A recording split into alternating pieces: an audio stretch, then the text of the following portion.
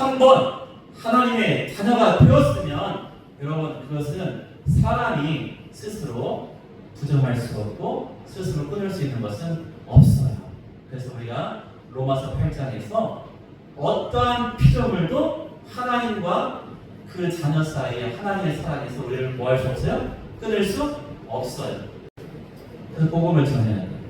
우리가 구원의 확신에 대해서 이렇게 오늘 요한일서 5장 11절 12절에서 이렇게 강조하는 것은 뭐냐면은 아들이 있는 자, 한 번 예수를 믿은 자, 한 번 하나님의 자녀가 된 자는요, 그 안에 뭐가 있어요? 하나님의 생명이 있어요. 여러분 그것을 일깨워줘야 돼요. 그러니까 뭐라고 하냐면은 친구나 자녀나 누구든지 만약에 현재 떨어져 있는 것 같고 낙심해 있는 것 같아요. 그때 말해주는 거예요. 교회 가자라는 말도 중요하지만 너는 친구야, 너는 아니면 얘야, 너는 하나님의 자녀고 네 안에 그리스도의 생명이 있어. 너 옛날에 예수 믿었지? 넌 하나님의 자녀야. 그럼 이것을 일깨워 줘야 된다는 거예요. 로마서 5장 8절에 보니까 우리가 아직 죄인 되었을 때 하나님께서 그리스도를 죽게 하신 분에 대해서 우리에 대한 사랑을 확증하신 그 사랑은요, 사라지는 것이 아니에요. 십자가에서 여러분과 나의 우리 모두의 죄의 문제를 놓고 물과 피를 다 쏟으신 바로 그걸 통해서 하나님은 내가 너희를 사랑한다, 너희는 나의 자녀다 라는 그 놀라운 구원의 메시지를 확증하신 것이에요. 그래서 이 십자가의 사랑이 없으면요, 우리는 사실 이 성경을 설명할 수가 없어요. 그러면은 십자가의 사랑이 없으면 뭐예요? 그냥 이 성경에 있는 것은 구약을 기초로 해가지고 뭐밖에 없는 거예요. 이것은 유대교야. 이건 이스라엘 사람들에 대한 그냥 그들의 신들의 이야기야. 그렇게 되는데요. 십자가의 사랑을 통해서 태초에 천지를 만드시고 온 인류를 창조하신 아담과 하와의 모든 손에 참된 아버지이시고 창조주이신 그 하나님이 이스라엘 백성만이 아니라 온 백성, 온 나라, 온 족속, 온 민족을 다 하나님께서 구원받기를 원하시는 그 하나님의 뜻이 그 십자가를 통해서 확증하신 거예요. 그러면 우리가 지금 이렇게 우리 하나님 앞에 설 수 있다는 것이죠. 그런데 사람들은 이것을 보통 알지 못하죠. 그래서 하나님 어떻게 했어요? 그래서 하나님이 이 성경을 주신 거예요. 성경을. 이 성경이 없어봐요. 여러분 우리가 성경이 없었으면 어떻게 이 믿음과 이 신앙을 믿겠어요? 요한 사도가 그래서 요한복음 20장 31절에 이 성경을 왜 기록했느냐 우리한테 말해주는 거예요. 이 성경을 왜 기록했어요? 자 읽어볼까요? 시작. 오직 이것을 기록함은 너희로 예수께서 하나님의 아들 그리스도이심을 믿게 하려 함이요 또 너희로 믿고 그 이름을 힘입어 생명을 얻게 하려 함이니라. 지금 계속해서 아까 요한일서도 누가 썼어요? 사도 요한이 썼어요. 요한복음도 누가 썼어요? 사도 요한이 썼어요. 그러니까 사도 요한은요 아주 특별한 사람이에요. 어떤 목사님은 이 사도 요한을 이 자기만이 예수님의 사랑을 가장 많이 받은 예수님이 사랑하는 제자 이렇게 표현했잖아요. 예수님이 사랑하시는 그 제자 하면 누구예요? 사도 요한이에요. 자기는 그렇게 알고 있었어요. 자기는 그렇게 생각했어요. 우리 자매님들 우리 형제님들이 우리 형제는 나만 사랑해 여러분 확신하시죠? 별로 고개가 끄덕끄덕 안 하시는데 문제가 있습니다. 누구한테 문제가 있는 거예요? 자매님한테 문제가 있는 거예요? 형제님한테 문제가 있는 거예요? 자, 그런데 사도 요한은 그 12제자 중에 가장 연소했어요. 그리고 예수님께서 항상 데려다녔어요. 베드로와 야고보와 요한 이 세 명을 항상 데려다녔잖아요. 이 세 사람이 그 중요해요. 보세요. 베드로는 수제자로서 초대 예루살렘 교회 그가 리더였잖아요. 그렇죠? 그 다음에 야고보 요한의 형제 야고보예요. 예수님의 형제 야고보가 아니에요. 우리가 읽고 있는 야고보는 누가 쓴 거예요? 사도 야고보예요? 예수의 형제 야고보예요? 예수의 형제 야고보예요. 사도 야고보는요, 사도행전 우리가 좀 이따 나가면 좀 이따 죽어요. 순교해요. 초대교회 첫 번째 사도 중에 순교한 사람 누구예요? 요한의 형제 야고보 사도예요. 그러니까 자, 베드로는 순교로서 예루살렘 교회와 초대 교회의 가장 중요한 리더로서 역할을 하고요. 야고보는 최초의 순교자가 돼요. 사도 요한은 마지막 순교자가 돼요. 사도 중에. 그리고 자, 요한복음, 그리고 요한일기상서, 요한계시록을 썼어요. 그러니까 이 예수님이 그냥 세 사람 괜히 데리고 다니는 게 아니었다는 거야. 굉장히 중요한 거예요. 예수님이 편애한 것이 아니라 그들에게 무엇인가 중요한 일을 감당할 수 있고 행할 수 있도록 특별 관리하신 것도 있는 거죠. 그러니까 우리가 이제 사람 목사들도 아니면 어떤 모임도 이제 저 사람은 특별 사랑하네, 그냥 이유가 있나 보다. 그것에 시기 질투할 필요는 없습니다. 그런데 어쨌든 예수님 그 제자 중에서도 이것 때문에 굉장히 막 했잖아요. 왜냐하면 야고보와 요한의 어머니가 와서 하나는 우편 하나는 좌편에 이렇게 하니까 막 서로 욕하고 그랬잖아요. 싸우고. 어쨌든 보세요. 사도 요한이 자기는 나는 예수님의 특별한 사랑을 받은 자라고 그렇게 생각했고요. 그 사도 요한이 평생을 그가 말씀과 기도 속에서 또한 하나님의 큰 부르심 가운데 예언까지 하는 그 가운데에서 그가 생각할 때 예수 믿는 게 뭐냐? 예수 믿는 게 뭐냐? 예수 믿는 것은 하나님의 자녀가 되는 거다. 여러분 왜 그렇게 확신했겠어요? 여러분 저는 제가 아까 말씀드린 예수님이 베드로와 야고보와 요한을 세 명을 데려다닌 것은 특별하다. 그래서 성경 설명드렸죠. 이해되시죠? 보세요. 근데 그간의 요한은요 십자가 달리신 예수님께서 밑에 있는 누구한테? 마리아, 어머니 마리아 옆에 있는 누구한테? 요한에게 뭘 맡겨요? 어머니를 맡겨요. 이제부터 네 어머니다. 그러면 마리아가 네 어머니면은 그러니까 우리 세상말로 하면 뭐가 되는 거예요? 요한과 예수님 뭐가 되는 거예요? 형제가 되는 형제가.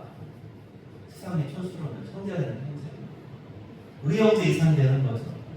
그러니까 우리는 예수님과 형제가 되니까 예수님이 하나님의 자녀의 아들이니까 우리가 뭐가 되는 거예요? 하나님의 자녀가 되잖아요. 그러니까 이 요한은 그의 예수님과의 3년 반 동안의 공생애와 마지막에 그 예수님이 자기의 시절에서 맡기신 것과 또한 그 이후에 쭉 삶을 보니까 예수 믿는다는 것은 예수들 안에 하나님의 자녀가 되는 권세를 주시는구나.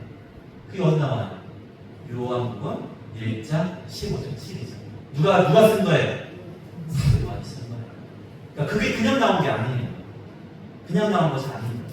오늘 읽을 말씀들이 있어요. 요한일서 요한복음 1장 12절. 영접하는 자 곧 그 이름을 믿는 자에게는 하나님의 자녀가 되는 권세를 주셨다. 그리고 또 요한이 강조하는 것이 아까 요한일서 5장과 요한복음 20장에서 뭐예요? 예수를 믿으면 아들인 자에게 뭐가 있다는 거예요? 생명이 있다. 하나님께 영생하는 생명이 있고요. 하나님께서 그 생명을 누구한테 위임하셨어요? 예수님께 위임했고 이제 예수를 믿는 모든 사람이 영원한 영생의 생명을 우리가 얻게 된다는 것을 말씀해 주십니다. 그래서 이 성경 말씀이 여러분 진짜 구약과 신약이 영생하는 약이에요. 구약 신약이 뭐라고요? 영생하는 약이에요. 예전에 이제 부흥강단이 우리나라에서는 이게 또 우리나라 말하고 약하고 같잖아요. 영어로는 이게 올드 테스트먼트, 그 다음에 뉴 테스트먼트, 이게 뭐 증거 이런 뜻이거든요. 그러니까 그런데 우리 말로는 약속이라는 뜻이에요. 약속. 그래서 약속인데 이게 또 우리 약이잖아요. 근데 어떤 약이에요? 영혼을 살리는, 영혼이 살게 되면 뭐예요? 영생하는 거예요. 영혼이 살면 영생하게 돼요. 그래서 사도 요한이 요한복음 20장 31절에서 이렇게 이 성경을 왜 쓰느냐? 내가 이 요한복음을 왜 쓰느냐? 너희가 예수가 하나님의 아들 그리스도이심을 믿고 그리고 그 이름 믿는 법 영생을 생명을 얻게 하려고 쓴 거다. 그러니까 우리가 생명을 얻으려면 뭐 해야 돼요? 말씀을 믿어야 돼요. 말씀을 말씀. 자, 근본적으로 우리 가운데 그러면 생명이 얻게 된 이유가 뭐예요? 바로 아담과 하와의 죄악 때문이죠. 그것을 이사야 59장 2절에서는 이렇게 설명합니다. 우리가 창세기에 나오는 아담과 하와의 범죄함, 사장에서의 범죄함에 대해서 알고 있는데, 자, 이사야 선지자는 그래서 이렇게 말합니다. 이사야 59장 2절 시작. 오직 너희 죄악이 너희와 너희 하나님 사이를 갈라놓았고 너희 죄가 그의 얼굴을 가리워서 너희에게서 듣지 않으시게 함이니라. 그래서 아담과 하와의 죄악 이후에 하나님은요, 하나님과 인간 사이는 갈라졌어요. 그 갈라짐의 중요한 모습이 바로 하나님이 맡기시고 그들이 거하였던 에덴 동산에서 쫓아내셨어요. 그리고 거기를 다시는 들어가지 못하게 두루도는 우리 말로 불을 주신 불. 그래서 그렇게 불을 주셔서 불을 가지고 그렇게 두루도는 불을 통해서 그것을 아무도 가지 못하게 했어요. 그러니까 인간의 이 땅에 활약했던 에덴 동산은 우리는 갈 수 없죠. 그런데 에덴 동산보다도 더 나은 곳이 뭐예요? 장차 우리 예수님 오실 때 우리에게 활약되는 새 하늘과 새 땅. 그게 신천지인데요. 신천지 때 그 말을 쓰게 참.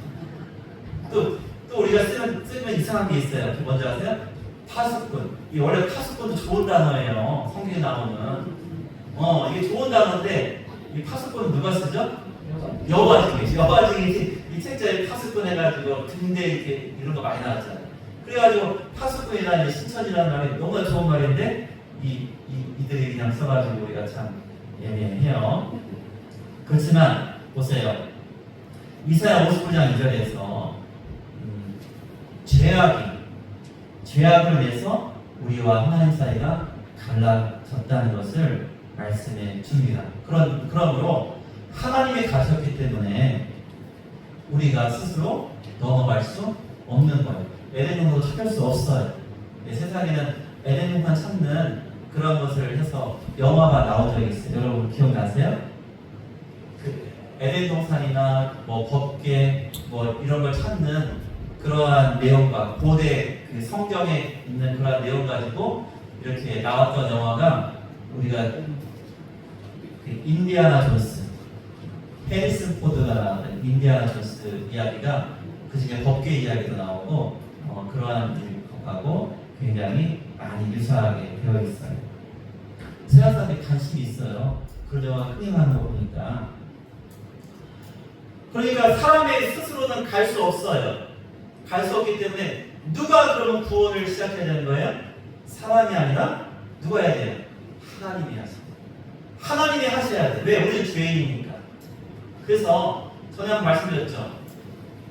내가 죄인이니까 내가 그냥 내 죄를 지고 내가 그냥 죽어야지. 그러면 죄값이 갚아지느냐? 이게 아니라는 거예요. 이게 오해하면 안 돼요. 그러니까 내가 죽으면 죄값이 갚아지는 것이 아니라 이건 뭐냐? 죄값을 갚는다는 것은 내가 죽음으로 내가 그러면은 의롭게 되고 하나님의 자녀가 될 수 있느냐? 나로서는 안 된다는 거예요.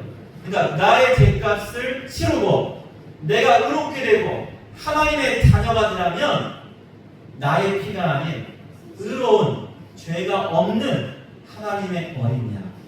그래서 예수님 필요해요. 그래서 예수님 필요해요. 그것을 구약에서 계속 가르치는 거예요. 야, 너희가 죄를 지면 양의 피를 가지고 소의 피를 가지고 나한테 나와야 되지? 그러면 그 피에 너희 죄가 전가되어서 너희가 잠깐 동안 의롭게 되는 것처럼 이 모든 사람들의 이 모든 인생의 이 죄 문제를 위해서 단 한 번의 제사가 필요한 거야. 이거 누가 해야 돼? 하나님이 행하셔야 된다는 거예요. 그래서 에베소서 2장 8절과 9절, 에베소서 2장 8절과 9절을 보면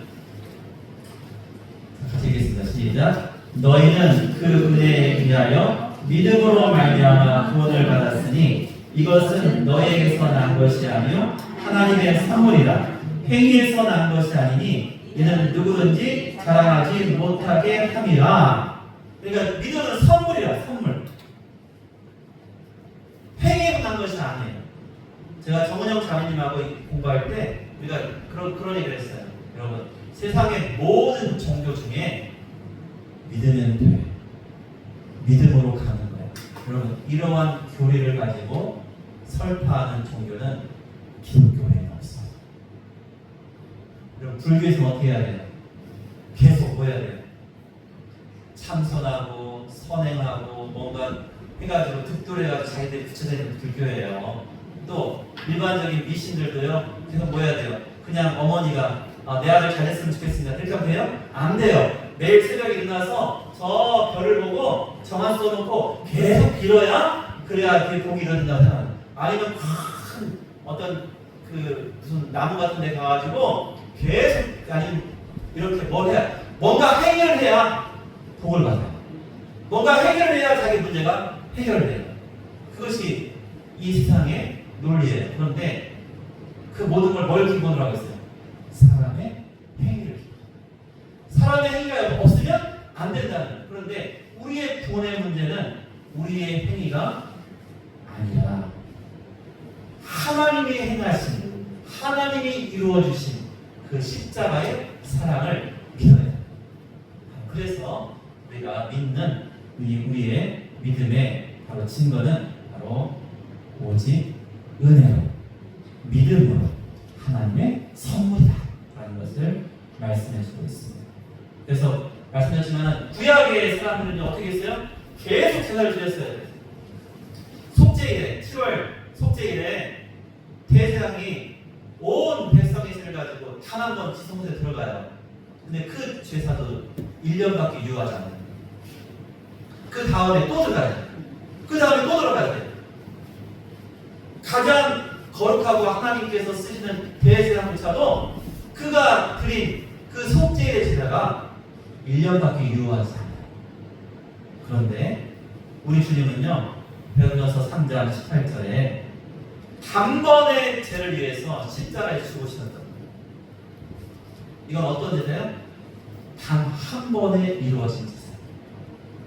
그래서 어떤 사람들은 우리가 다시 이렇게 하거나 예수님을 다시 못 박는다, 그런 표현은 뭐 완전히 틀렸다고 할 수 없지만 예수님 다시 못 박힐 수는 없는 거예요.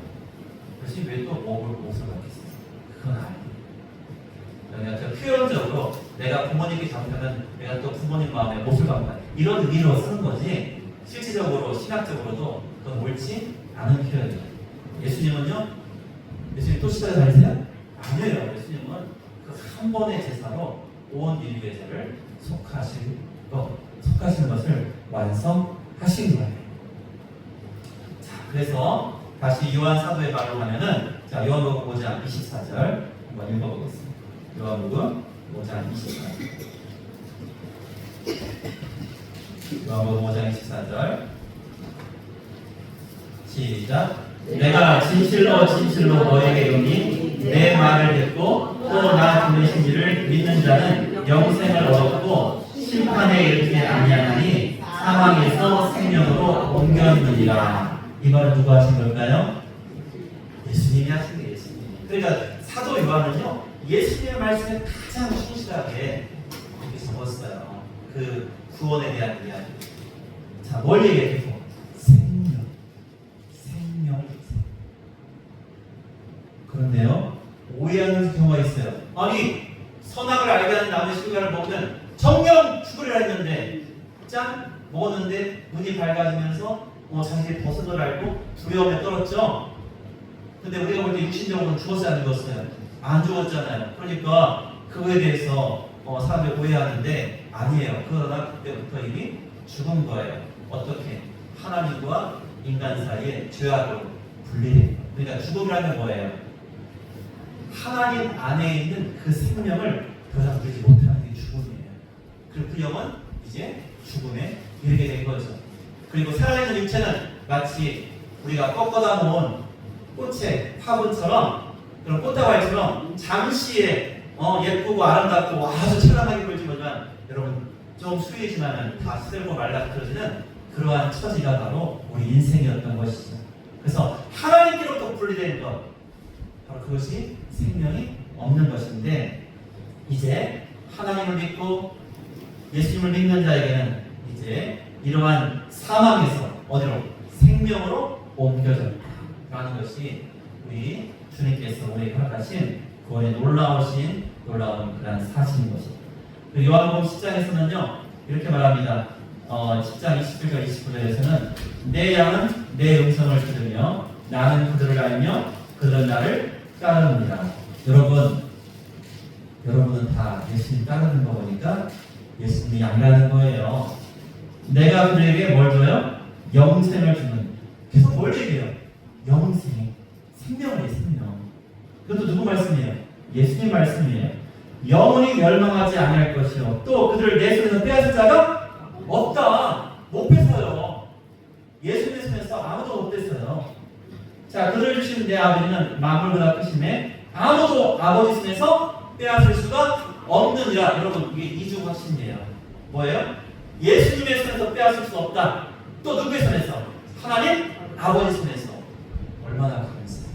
그래서 이 요한복음 10장 27절에서 29절은요 우리의 구원의 확신과 안전함이 얼마나 철저하고 얼마나 완전한가를 우리에게 알려줍니다. 그러니 걱정하지 마세요. 그리고 다시 말씀드립니다. 혹시 지금 잠깐 떨어져 있어요? 여러분, 그에게 알려주셔야 돼요. 너는 예수님 믿으면 내가 알아. 너 그때 예수님 고백하고 눈물 흘린 거 알아. 엄마 아빠가 볼 때 아니 형이 누나가 볼 때 너 분명히 예수님 믿었었어. 그럼 네 안에 예수의 생명이 있는 거야. 네가 잊어버린 거지. 네가 지금 착각하고 있는 거지. 너는 사망이 아니라 생명으로 옮겨진 하나님의 자녀인 거 깨달아야 돼. 돌아와야 돼. 여러분, 그렇게 해서 그들의 참된 신분이 무엇인지 알려주세요. 그러면은 아마 이제 앞으로 주일마다 눈을 뜰 때마다 더욱더 양심이 막 쿵쾅쿵쾅 할 거예요. 하나님께서 분명히 그 발걸음을 인도하실 것입니다. 왜 그렇습니까? 우리 고린도서 5장 17절 다 같이 읽고 말씀을 맺을게요. 고린도서 5장 17절. 우리가 너무 잘 아는 말씀이에요.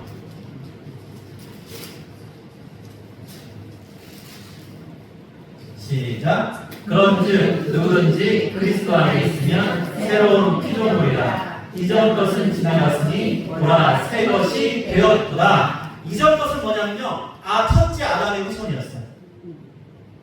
그 둘째 아담이 누구세요? 예수. 우리 모두는요 예수를 믿으면 예수 안에 새롭게 태어난 자들인 거예요. 그러니까 새로운 피조물이죠. 이전의 피조물은 아담의 후손이었어요. 그러나 예수를 믿으면 예수 안에서 새롭게 태어난 새로운 피조물이 된다는 게 바로 그리스도 안에서의 새로운 피조물. 그럼 우리는 모두 그리스도 안에 새로 태어났으니까 우리가 뭐가 되는? 형제, 자녀가 되는 거예요. 우리 모두는 또한 이 사도 요한의 고백처럼 하나님의 자녀가 되는 것입니다.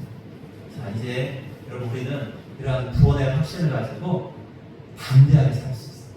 담대하게 전할 수 있습니다. 여러분, 너무나 감사한 일. 우리가 지금 비록 지금 볼 때는 도저히 움직이지 않는 것 같아. 여러분, 그러나 하나님이 이루십니다.